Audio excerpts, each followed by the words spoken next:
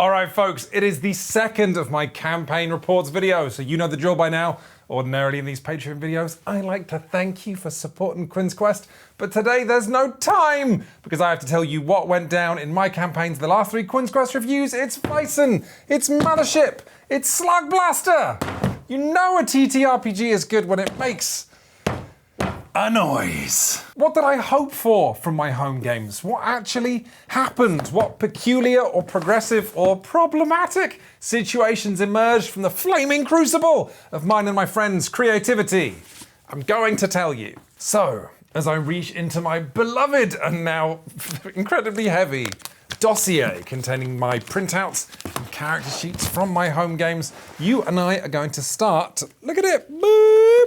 That's happiness right there. We're gonna eat our vegetables first and start with a game that, of course, I didn't end up particularly recommending. Vaesen. A game of investigating folkloric creatures hiding in Victorian society. Sort of like recent Kickstarter success story The Between, a TTRPG I've read the PDF of and could not be more excited about playing. Except, Vaesen has none of The Between's intimacy or modern design, and only a fraction of The Between's interest in bringing to life a particular era of history. So as I reach into this dossier and retrieve all of my Vaesen papers for you and I to reflect on, I am currently reflecting that I just kind of wish I'd played The Between with my players instead, but I definitely, realistically couldn't have done that. Not just because at the time I didn't know Vaesen would be disappointing. I was, of course, excited to play it. That's why I put it in front of my players. But also, The Between, with all of its intimate roleplay and focus on player creativity, demands or hopes for, perhaps, a group that's maybe a little more experienced. And when I went into my Vaesen game, it was with 2 players who had done very little role-playing, and certainly none with me. So I wanted to give them something a little more by the numbers, you know, investigating monsters, a little bit more classic, a little bit more Cthulhu, a little bit more kind of D&D, for want of a better word. Food for thought though, after I abandoned my Vaesen game, the next RPG I would play with that same group, with those 2 players who are also kind of novice, was Slugblaster, a game with tons of intimate roleplay in which players are given a lot of creativity, and they took to it like ducks to water. So maybe I could have played The Between with them? I don't know. Gauging or estimating how comfortable your players are going to be being creative or emotional is, of course, kind of farcical. And anyway, as I say, just because I didn't end up loving Vaesen, it doesn't mean that I wasn't excited to run it at the time and didn't want to put some extra fingers into my campaign. So the first thing I wanted to achieve with my Vaesen campaign is the same thing I want to achieve with any historic period RPG I'm running, if I have enough time, which is I want to bring history to life. Vaesen is, of course, the first RPG I've reviewed on Quinns Quest that has kind of like a historical focus. And look, listen, I like to think that I'm not anal about history. As a GM, I'm very aware I'm not writing Wolf Hall. And when I was GMing Vaesen, I wasn't doing research into like specifics of what sect of Christianity was in Sweden at the time or what pagan rituals were like. I just vibed it. That said, one part of the job of being a GM that I do take very seriously and take great pleasure on is trying to bring my players' senses to life. So that's one part of it. And then the other part of it is that while I'm not anal about history, I am a fan of history. I am interested in history. So I always like to take the opportunity to try and finger, that can't be my catchphrase, to try and finger these 2, no, Quinn, stop. Just to combine these 2 interests I have to finger. Basically, I just delight in immersing my players in some of the sensorial factors of the period they're in. Listen, I'll explain. Stop looking at me like that. Let's start with, for example, travel, right? Travel is a big part of Vaesen. Players are constantly traveling to and forth between their spooky Gothic castle and wherever the investigation site is. So we all know what travel in the 19th century looks like, right? It's some steam trains, some stagecoaches, maybe some hikes, some horseback rides. But have you ever thought about what it is like to ride in a stagecoach? Seriously. What does it feel like to be in a wobbly, horse-drawn carriage on a rutted road, maybe with some people smoking inside it, for 10 hours. The first ever adventure I ran for Vaesen, I almost said Sweden, when I played Sweden the RPG, involved my players arriving at like a sort of like logging community in which they had to take a train to a stagecoach, to an inn, to a stagecoach. And when they arrived, the first question I asked them in character is, as they climb out of the stagecoach, which part of your body hurts the most? Light, like literal sources of light, is something I also think about a lot in a historic RPG and especially horror RPGs. Vaesen being both, I thought about light a lot because if you're playing an RPG set before the invention of the electric light, you cannot conceive of how fucking dark that is all the time. Like, for most of human history, when the sun went down, we just went to sleep. There is like, and then we would wake up after 4 hours and maybe do some other little tasks by like whatever firelight we had or moonlight. But yeah, you just cannot do anything. So when my players in Vaesen were following some trail through the forest, I desperately wanted to give them the impression that if they dropped the oil lamp they were carrying, they were abominably screwed. On this subject, when I played Blades in the Dark, I actually purchased a real oil lamp to put in the middle of the table that when players were doing heists and we put on the spooky soundtrack, I could light the flame in the oil lamp and we could play by darkness, you know, with just this flickering flame in the middle, which was great. And also where I learned that oil lamps absolutely stink. Like, they smell incredibly bad. So that has been a detail I've put in every single RPG I've ever played since that involves torch. Like, this is what I'm saying. Oil lamps smell. Torches produce tons of smoke that gets in your eyes. Even the like fireplace in your hotel room should feel like a fragile alliance with something that burns you if you get too close and doesn't produce enough heat if you get too far away. Light, heat, warmth, these are all things that become really important in an RPG in a time before, you know, air conditioning units, I think. Food is something that I also find really useful and exciting in a historic game.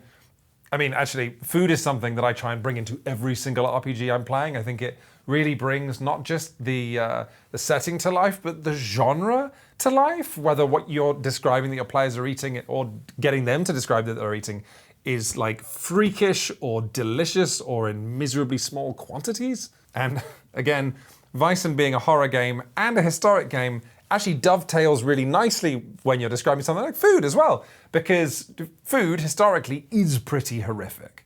Like, this is a time before mass slaughterhouses, right? Which means families that would keep animals would have to slaughter them themselves and debone them themselves, which means any peasant cottage you're likely to go into is going to have knives and bloodstains and corpses hanging from somewhere. And then, of course, all of these historic details, like whether travel or light or heat or food are readily available or not, helps to highlight the sort of dichotomy that Vaesen itself wants you to explore, which is the difference between like urbanized, civilized areas. Well, civilization is kind of a problematic word, but you take my meaning.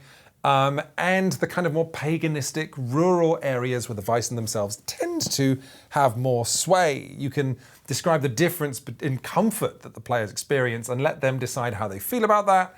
A fun thing that I did was ask my players whose characters were addicted to tea or tobacco, and then delight in making those things a little harder to get or just a lot worse in whatever, the further they get away from cities. Piece of cake. Fuck. Also, with Vaesen, I didn't want to just make history seem awful, right? Part of that is because we want light and shade in a story always, right? If for no other reason in a horror game, then we want the dark parts of the story to seem as dark as possible. And for that to be the case, it's nice to contrast them with like innocence, with positivity, with warmth, with sexuality, as we'll get to later. The other reason I didn't just want to make history seem awful is that part of the appeal of historic fiction is the same as the appeal of fantasy fiction, right? And that makes sense. There's a lot of history in our depictions of fantasy, right? Like, a lot of fantasy fiction is just drawing on elements of our own history and then changing them. But there is also a lot of fantasy in our depictions of history. None of us actually know what it was like to live 50, 100, 150, 200 years ago. So all we're ever doing is taking a weird, uneducated stab in the dark. So, with all of that said, with Vaesen having this commonality with fantasy, as well as just being straight history, I wanted to bring in some of the appeal of the fantasy genre. And that stuff is, I mean, just to use like the classic Lord of the Rings movies as an example, those movies are like partially fun escapism because we're imagining like hiking, and we're imagining campfires, and we're imagining getting to hotel rooms with mugs of beer and drinking them before an open fire. We're imagining polishing our sword and cleaning our gun. Not a euphemism there. And that stuff isn't just like gently pleasing for players. You can also use it to set up subtext. Like, I could hint that an NPC was maybe good by saying that she just made you the best lingonberry porridge you've ever had. I could reward players after a long day spent tramping around the wilderness with no progress made on the investigation by saying, when you get back to the hotel room though, there's a warm fire that the innkeeper's made in your room, and you're able to take off their stocks and hang them on the fire grate and watch them steam pleasantly as you rest your feet on a little stool. And similarly, when part of the appeal of Vaesen is, of course, renovating that big Addams family mansion, that like opportunity that the players have is only exciting if they love the darn place. So I was sure to ask my players when they moved into that house, what is your character's favorite part of it? And what does your bedroom look like? Or what features would this house have to have for you as a player, not as a character, for you to love it? But I would like to move on to talking about my campaigns of Mothership and Slugblaster, because both of them were just, some of the most fun I have ever had role-playing. Whereas, of course, as I say, I chose to end my Vaesen campaign early. So I thought to myself, what do you really need to know about my campaign of Vaesen? And I decided to bite the bullet and share a scene that I put into my campaign as a GM that if it didn't cross a line with my players, it did come unacceptably close. So I would like to share this story now as an example for why even practiced, well-meaning GMs such as myself should have safety tools at the players or know what my players' lines and veils are. So one of the new, kind of more inexperienced players that I had for Vaesen was a player called Emily. Emily is wicked. She's actually a player on the upcoming Quinns Quest actual play series, which should debut between Season 1 and Season 2. So for our Vaesen campaign, Emily made a character who was queer academic Agneta Björklund. Swedish people do not write in and tell me how accurate the names Peter Peterson is or Hezekiah Lunk. Don't need to know that. So because Emily had now introduced her character's sexual identity into the game, I sort of unthinkingly yes-anded it as a GM by introducing a queer landlady to the hotel they were staying in. And the queer landlady and Emily's character had a kind of coy 19th century flirtation when they checked in and she was interrogating her, and it was great. Now, unbeknownst to my players, the monster that they were hunting in this investigation was a mermaid. And at some point I noticed as a GM that one of the mermaid's abilities is to transform itself into other people.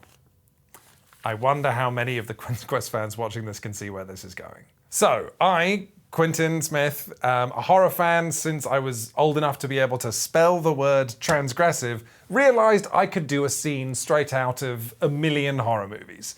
You're in a room with someone you really care about, you're really excited, and then you realize with growing horror that this person in the room isn't who you think it was. So I had this cool gay landlady character invite Emily's player character to a tryst in an unused hotel room. And now, generally, while my player characters will not all initiate sex or an intimate scene like that, if I give them the opportunity as a GM, my players will all egg one another on to be like, oh, no, you have to go and do it. You have to go and have sex with the NPC now. So Emily, again, person who is new to role-playing, ends up in this romantic scene in a bedroom with the landlady, and I draw a veil over any actual sexual activity, but then we rejoin that scene later when the two of them are in bed. So, as a GM at this point, I know I'm about to start cooking. I get goosebumps in real life when I know I'm going to narrate something that's really evocative. I feel those goosebumps, and what I present is basically, I tell Emily's character that she suddenly realizes that she's cold.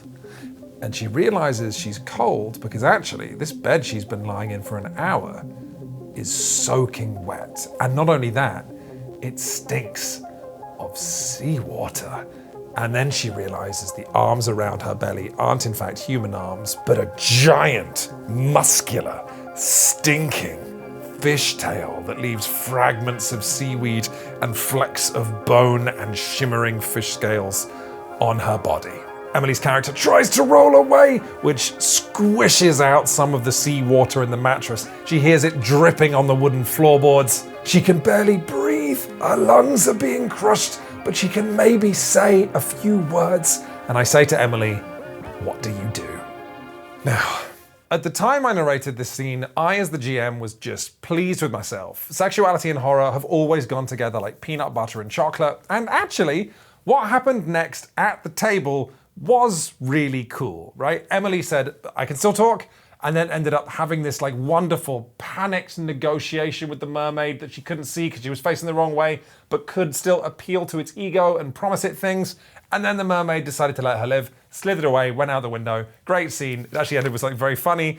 In the middle of that scene, towards the end of it, someone knocked over their drink, which actually made Emily's character sheet completely sodden, and even to this day, it has this like weird sort of ridging that paper gets when it's been wetted and dried again, which we all laughed at. Unbelievably atmospheric. But here's the thing though, that makes this a cautionary tale for you and a source of like profound embarrassment for me. What I did not know as I did that whole scene with Emily is that she is not a horror fan.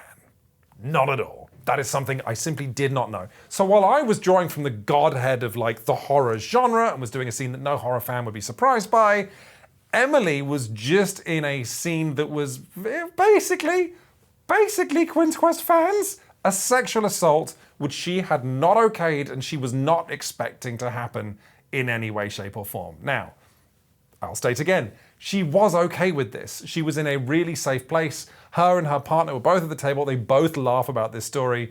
But Emily afterwards told me that she was like, yeah, that, maybe don't do anything worse than that ever. That was absolutely my limit. Which means I almost pushed a player past her limit, a player who's new to RPGs with very limited experience in safety tools. That is like enormous fuck up on my part. So when I think back to that, all I think about really is that I was lucky as fuck that I did not put that player off role-playing for the rest of her life.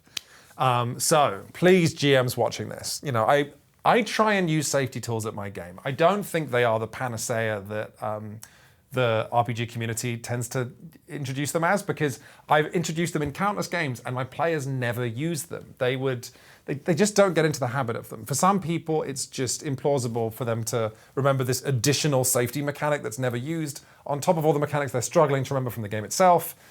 So instead, I would say, just make sure you know what your players' lines are. Make sure in session 0 that you establish the kind of story you're going to tell and try not to deviate from it.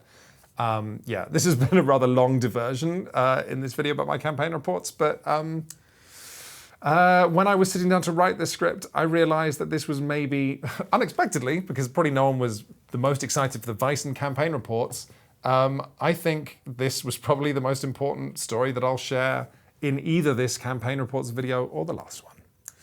Anyway, bam, wha-bam, ba-bam, Mothership. Nice. Okay, but speaking of horror, let me give you a real campaign report. Let me tell you what went down in my campaign of the terrific, immortal, Moorish, compelling game and brand of Mothership. So I first tested Mothership by playing a 3-session sort of mini campaign of the module Another Bug Hunt, and it was all right. I learned a lot about running Mothership, which even more so than most RPGs, feels like you're a combination storyteller and casino pit boss. It was only with practice that I learned when to ask my players to roll dice and what should happen when they do. The game's D100 dice system gives GMs a lot of room for interpretation. When should you be generous because this is a roll to like panically fix something in time and they are playing a teamster? When should you look at the results of a die roll and be like, that should definitely mean hopelessness or injury or death? Like, Mothership is literally a game with a little slot on players' character sheets labeled high score, where they write down how many sessions they have survived. This is a game that should be about hard decisions, right? And hard decisions are only ever as hard-edged as you are willing to be hard and uncompromising as a referee. However, my little 3-session run of Another Bug Hunt didn't sing. And like, part of that is because I wasn't super experienced as a Mothership GM, but also part of that was that my players never felt fully immersed in the system or fully immersed in the world, but most importantly, they didn't fully know who their characters were. Simply put, if all games are synthetic hallucinations, this particular hallucination wasn't super vivid for them. So, as a GM, I said, great, thank you all very much for playing. I do think there is a great campaign in Mothership, even if I failed to deliver it, so I took a couple months off, I played something else, and then I had a lot of thoughts, and then I brought in some different players, actually, to play my big campaign of Mothership, and I ran it very differently, and it was amazing. So what did I do to make my full campaign different from my little mini arc of Another Bug Hunt? Well, first things first, while Mothership's character creation can take 10 minutes, I interpreted that as like a fun feature and not the point. I gave my players like a full hour after they rolled their characters to think about who they were, to think about their relationships with one another, to fill them in on a backstory so that when we started playing, they knew what this world they were stepping into is, and they knew whose shoes they were stepping into to roleplay. But then, most importantly, I gave my players a ship, a place that they could visualize in vivid detail that would help them understand who they were as a crew, to give them something to unify themselves around, and also to like cement them in this world by doing world building, because like this ship is something we could paint in detail that would then help them to understand like the world by extension, you know? If the ship is, you know, like this, if the ship is this focused on like security or making money, they might assume that the world is dangerous or focused on capitalism. And if you want to hear me talk more about the joy of having a ship, make sure you watch my review of Wildsea and my campaign report on Wildsea. However, the ships included in the Mothership rules, as understood in the Shipbreaker's Toolkit book, are probably my least favorite part of the Mothership rules. That's not because they're particularly bad. They're just kind of very unimpressive in contrast to how like absolutely first-rate the player's guide and the GM guide are. By contrast, the Shipbreaker's Toolkit takes a very big and complicated subject, which like the rules for ships, having ships, how to run ships, and then kind of does the same minimalist thing that the rest of Mothership does, but I find it less satisfying. There's not much room for color, so wasn't particularly inspired by any of the ships in this book. But I did find a ship that I loved. So there's a module called Year of the Rat by Owen O'Donnell with lovely art by, their listed name is just Lettuce. And in this module, which is just 2 sides of A4, the players are boarding a derelict casino ship that, spoilers, you'll never guess, has an alien on board that can basically control rats and sort of fuse them together. Now this ship, as it's designed, is just meant to be like this little colourful dungeon that players go into and then have a bad time and steal the contents of the vault and leave. But here's the thing. I love this ship. I think it's super colourful. I really love that it's like a weird bad little slot machine area and a bad buffet and a bad bar. I love that like it's got this like lovely sort of vault area. I really love that it's like heavily inspired by Chinese tradition and Chinese culture, but like also kind of tacky and damaged. And I also really love that all the crew facilities, like the fridge and the like sleeping quarters for the crew and the engine room, all see that like the actual crew of the ship tucked in against the wall, like they're living in a submarine. So the ship has all of this like pointlessly large, sort of like faded grandeur Bioshock kind of facility that is useless if you're just living in this ship as opposed to, running it as a business. So in the first proper like session 1 of my Mothership campaign, I had my players essentially run away from corporate life because they're taking this punt on this derelict signal that they've encountered being something they can steal. They arrive, they do the module, Year of the Rat, except it's made more interesting because they know as they're trying to get the aliens and the rats out of the Year of the Rat, they know that this is going to be their home. So that dungeon becomes much more juicy. They can't just vent the whole thing into space because that throws out all this valuable salvage. They don't want to fire a gun because what if it hits a console and then, oh, you better believe that Quinns, the meanie GM, is going to say, well, that console's broken, you can't use it anymore. So, with that kind of like home base provided to my characters, I then sent them to my favorite module, which I just realized I lent to someone and so don't have here, Pound of Flesh, the space station, Prospero's Dream. If you've seen the Mothership review, you've seen me like effusing about this module. So, if session 1 of my Mothership campaign was the players getting the Year of the Rat, salvaging it, fixing it together, sessions 2 and 3 were them arriving at Prospero's Dream, which is like, if the Year of the Rat is their sort of home, which they were going to take from mission to mission, Prospero's Dream is like the hub city that they would return to with fixers and contacts.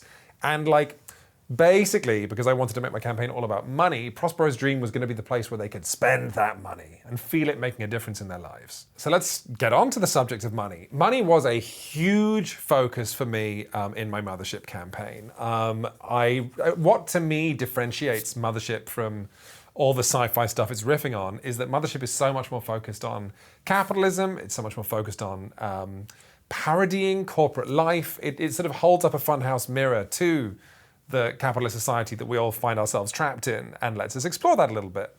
And also, Mothership has really, really, really, really good shops for players to buy things like cyberware and hacking tools and guns. Just about any Mothership module, fan-made or official, contains either fun stuff to sell or fun stuff to buy. So I wanted to make this be like the progression arc of my Mothership campaign. I wanted to make this feel a bit uncut gemsy, right? Because the players now had this ship, the Year of the Rat, that was theoretically worth millions, but, and they could sell it, except for the fact that it's clearly stolen. So instead, their path to like becoming rich, which is to say their path towards being free in this deeply cursed universe, it would mean that they would have to repair the ship and maybe turn it back into a working casino, which was going to cost millions. And the whole time they were docked in Prospero's Dream, and Prospero's Dream, the module Pound of Flesh, talks about this. Every breath you take costs money, the docking fees for your ship cost money, the fuel for the ship costs money, and if you want to go into like hyperspace with your ship by using a jump drive core, owners of Mothership might not have noticed this because it took me a second. A warp core in Mothership is 1 million credits. I swear most Mothership GMs will have missed this, but according to the rules, every time a player's ship jumps to hyperspace, you are setting 1 million credits on fire. So that was the propulsive kind of thrust of my Mothership campaign. That was what was going to cause players to take jobs that were excruciatingly dangerous and then come back to Prospero's Dream, make a little bit of money, and then go, oh, okay, I guess we have to go into another horror movie. I'll just add here that this meant my players were earning at first hundreds of thousands of credits and then millions of credits. And while long term they knew they were going to have to invest this back into their ship or their investments, this meant that they could buy literally almost anything from Mothership's shops. You know, rocket launchers, crazy hacking programs, synthetic fucking birds that launch EMP blasts, years supply of drugs that cause you to not get stressed but have other penalties.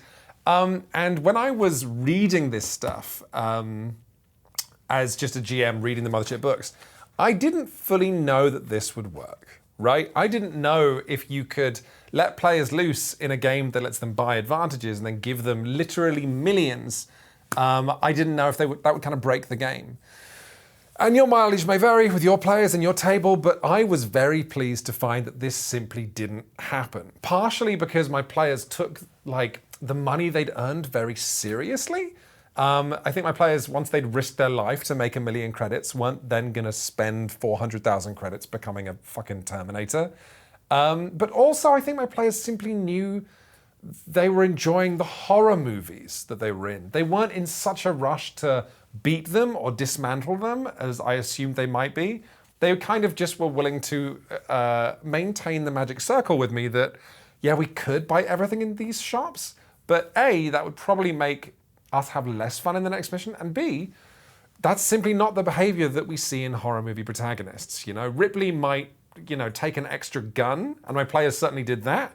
Occasionally bought some things like a single piece of cyberware there, a single brick of C4 over there, and that actually was tremendously entertaining in play. One other thing I did for my Mothership campaign is Before I started playing, on one of my light stands, I would set up a panel of LED lights. This is them set to red, but obviously we can change colors. There's yellow, and then we can cycle through the spectrum. You're gonna think, Quinns, these things are expensive. They're really not. They're cheaper than lots of like RPG source books you might get.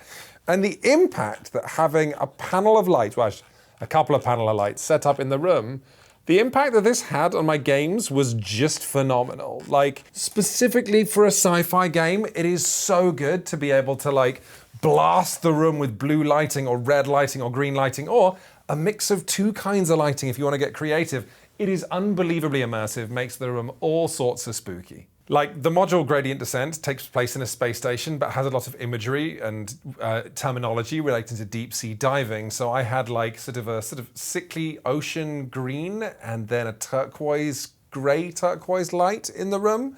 And the moment my players stepped foot onto the station, I switched off the room lights and switched on the colored lights. All of them looked at each other like, oh, we're gonna die here.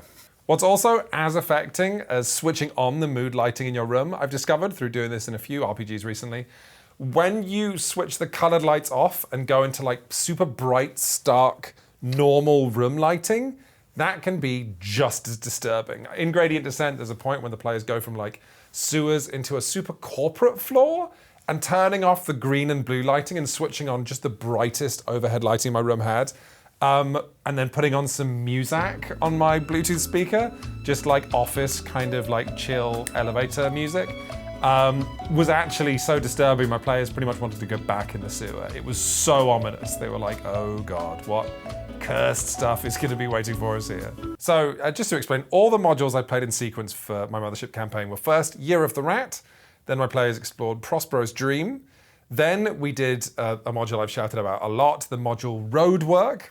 And then they went back to Prospero's Dream, and then they got their final big job of a lifetime, which was Gradient Descent. They spent like 5 evenings in Gradient Descent. Truly terrific, colossal dungeon, absolutely massive. They probably only saw half of it in the 5 evenings they spent in it. Great. But I've already done a nice, big, long, huge blog post on Gradient Descent over on the Quinns Quest Patreon. It's called On Not Going in Rooms. That's the name of the blog post. So instead of talking about Gradient Descent, I would like to share my wisdom about how to end campaigns of Mothership. And that advice is as follows. Blow it up! Smash whole cities like you're popping pimples! Snuff out humanity's future as if you were extinguishing a candle. So look, one of the, I think unused parts of content of a lot of Mothership modules is that they will often include, what happens if the PCs fail to solve the great evil happening here? If instead the PCs choose to focus on saving themselves, or their paycheck, or their robot dog, or God forbid, all three. And often these consequences are laughably terrible. In another bug hunt, if the players fail to stop the ship, which they probably will, it suggests that the ship is now going to get in touch with an alien race that is going to maybe declare war on all of humanity. The official module Dead Planet says that if the PCs don't switch the big gate off, then the portal to the death dimension is going to invert like a giant unearthly belly button and start swelling outwards and outwards and outwards and outwards until it envelops our entire existence. And in the official module Gradient Descent, which my players ran, there's this implication that if the PCs don't stop the AI or just piss it off, it might hit go on its master plan, where it sends out thousands of attack craft, each containing infiltrator androids, and wakes up the Manchurian candidate androids that it's got hidden in positions of power all around the galaxy, plunges the universe into a new dark age as humanity turns on itself in a civil war, the likes of which history has never seen. Usually, when you're GMing a Mothership module, you read that stuff and you go, sick. And then you close it, but you don't actually do it. I'm telling you, at the end of our Mothership campaign, I actually sort of YOLO'd and was like, yeah, no, that happens. My players, obviously, because they were self-involved for the entire campaign, I gave them the window to save the galaxy, and they kind of did think about it, to their credit, but then decided, no, this is none of our business, which it wasn't, kinda. except they were the right people at the right time. And so when they left and survived, I then narrated the Android factory launching those attack craft, right? I narrated what happens in the next 24 hours, and then in the next week, and then in the next month. I narrated the players trying to get back to Prospero's dream and finding it that it had been turned into a war zone. I narrated them looking for places to dock and being unable to find a safe haven. And then I turned it on the players and said, how do the rest of your lives go? And also, like, I pretty much brought the GM screen down at that point because I didn't really know much more than the players did. And I asked them, what other consequences are there for the galaxy? And because ideally the players you've got in Mothership are horror fans, you then get to turn the end of the campaign into something like a writer's room, narrating a future for those PCs, which gives all of you the galactic heebie-jeebies. And that was a really satisfying ending, but also I find it kind of thought-provoking because so much of the chat about Mothership is, this game kills players. And I didn't kill my players. I certainly put them in situations where it was like, if you don't come up with a plan, or if you've maybe failed this roll, you're gonna die. But my players had, I basically gave my players rerolls using one of the optional rules in the Mothership GM's guide that your high score is the number of rerolls you have total and you can burn them. So my players didn't die. And that was fine for us because they felt still in jeopardy all the time. They still felt scared. Terrible things were happening to their characters, for sure. But they didn't die, and that was okay. It really was. It didn't make this less of a game. It instead just let us focus on something that is as exciting as death, which is the arc my players went on. One of my players had this magnificent arc where it wasn't that he played a mad scientist. He played a scientist that went mad. In the first adventure we had, he got quite traumatized, this innocent scientist. Then he started getting nightmares, which we rolled on the panic table. Then he started taking drugs to stop sleeping, and then he became more and more of an addict and more unhinged. Wonderful arc for a scientist. And even at his worst, he was still the most intelligent and professional person, and the crew relied on him a lot. It was really, really nice. We also did a year-long time skip at one point, where my players had secured enough of a nest egg that we were able to be like, okay, your life's pretty good. And then we skipped forward in a year, and I got to ask the players, okay, what's happened to you all in a year, and why is your life no longer good? Which was also really fun.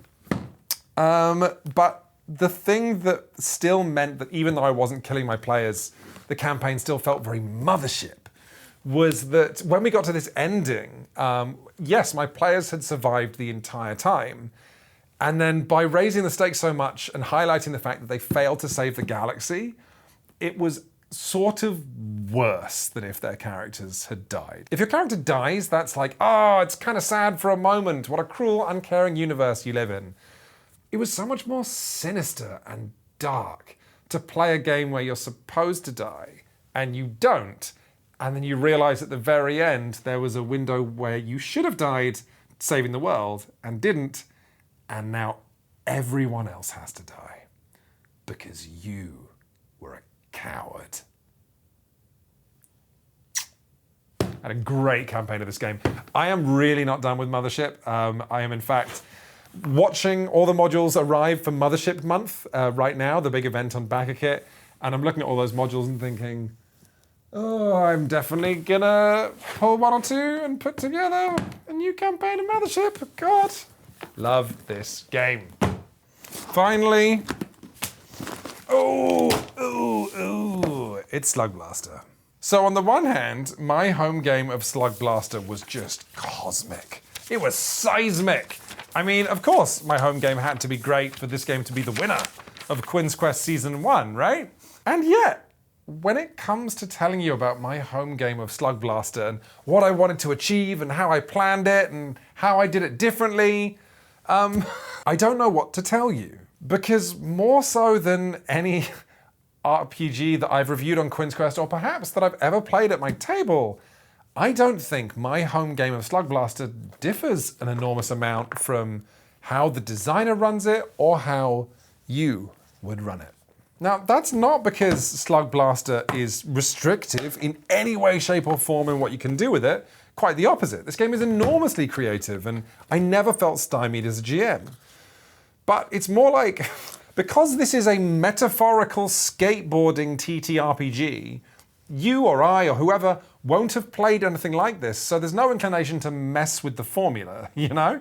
What you want to do with Slugblaster is play Slugblaster. And how do you play Slugblaster? Well, you do what it says in the book. This book is great. Have I mentioned this book is great? Like, if you've never had Italian food before, you don't start by putting your own spin on it. You start by making a bolognese and then eating it and going, oh my God, have you guys had this? This is great. I can't even talk about designing non-player characters or monsters or like some of the dimensions my Slugblasters visited because that's all in the book, my guys. Continuing the food metaphor, this game offers you a sumptuous buffet of some of the greatest food ever. You're not gonna find me in the toilet cooking up my own dinner on a portable camping stove. I can't even dispense with my avuncular desire to give you advice on how to run Slugblaster, because how to run it is just written down in the book, and instead tell you what happened in my campaign because it's probably what's gonna happen in your campaign.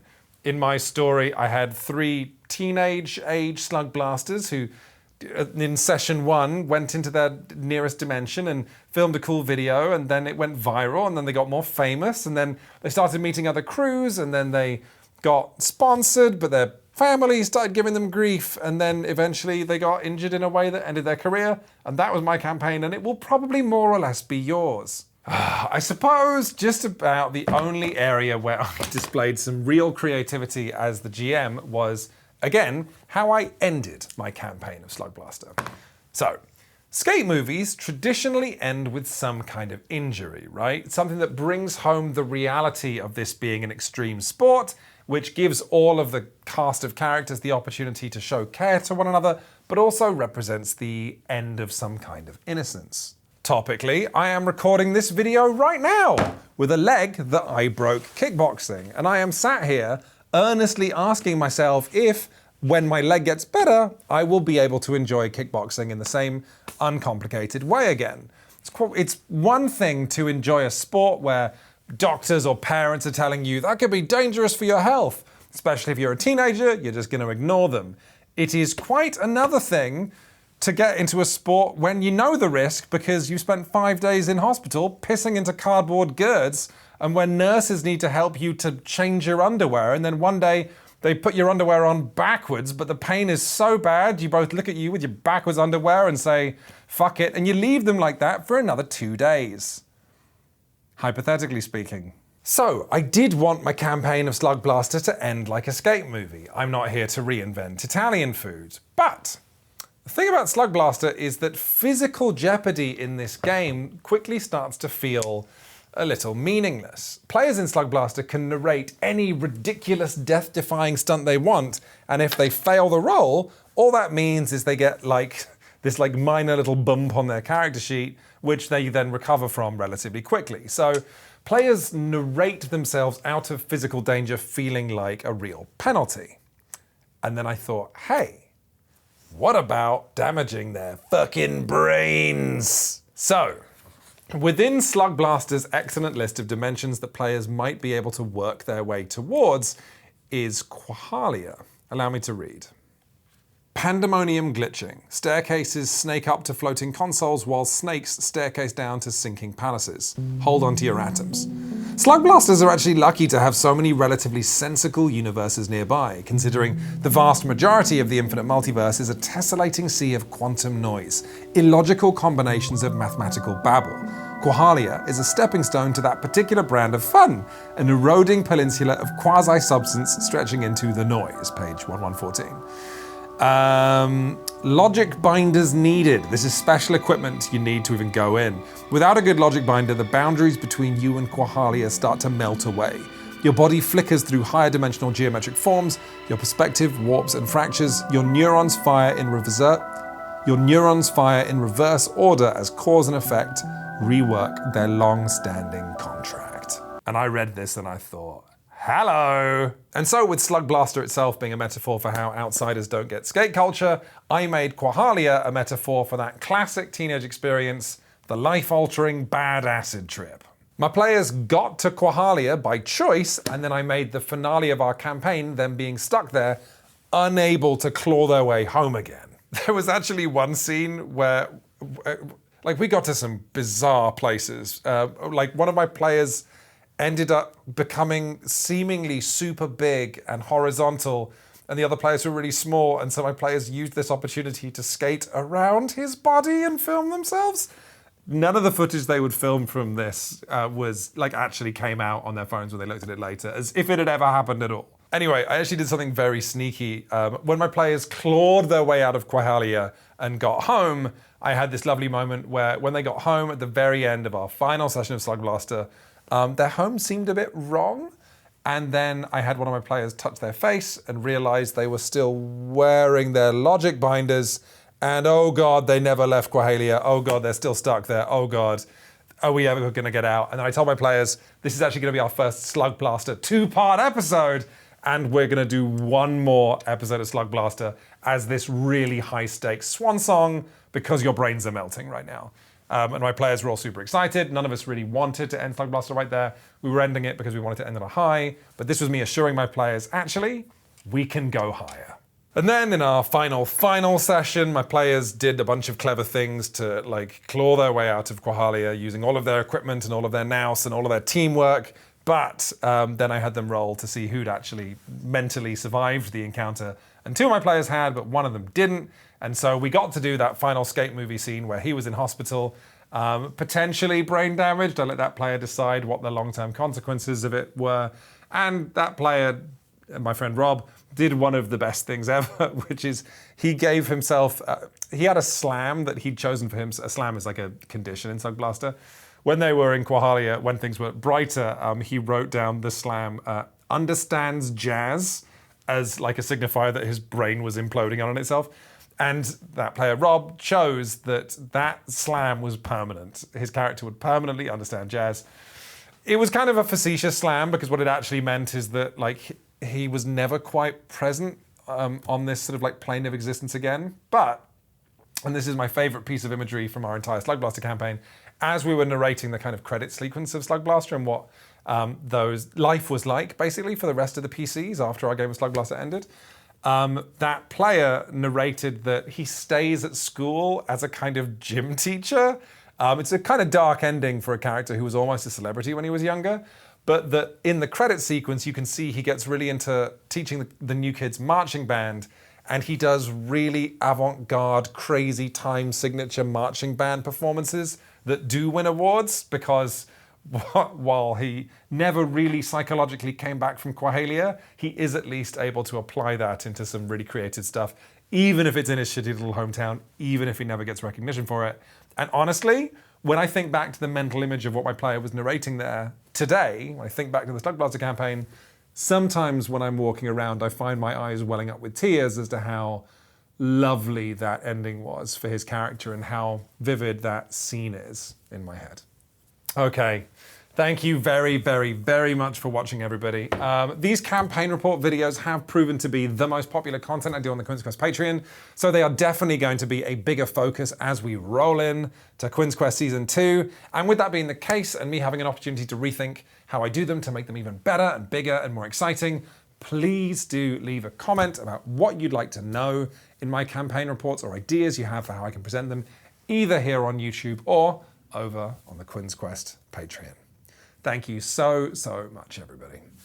Cheers.